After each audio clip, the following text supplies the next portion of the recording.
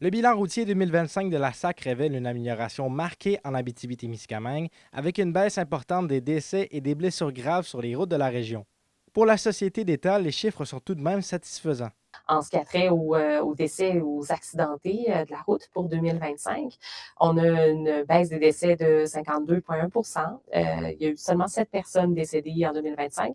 Je dis seulement, mais en même temps, un décès est toujours un décès de trop. Blessés graves, une baisse également de 26,9 et blessés légers, une baisse de 8,9. Les gens de la région ont aussi vécu des situations dangereuses au volant. Un véhicule m'a dépassé sa troisième, puis tout ça. Puis pour aller chez Valentine, à la même place que moi. Imagine-toi, un char sport, ça pressait pour aller chercher des patates fraîches. Ben, c'est un peu frustrant, là.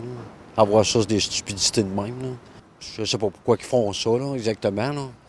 Ben, c'est des téméraires sont toujours impatients, là. Ça crée un petit peu d'anxiété là, d'aller sur les routes avec les gens sont vraiment imprudents. Là. Je dis, ils risquent la vie, leur vie, mais la vie des autres aussi. Puis j'ai rencontré un qui s'amenait face à face à moi en plein hiver. Puis je donne un coup de roue, me coller sur le bord pour l'éviter. Fait que depuis ce temps-là, c'est là que j'ai dit, ben là, ça me prend une caméra.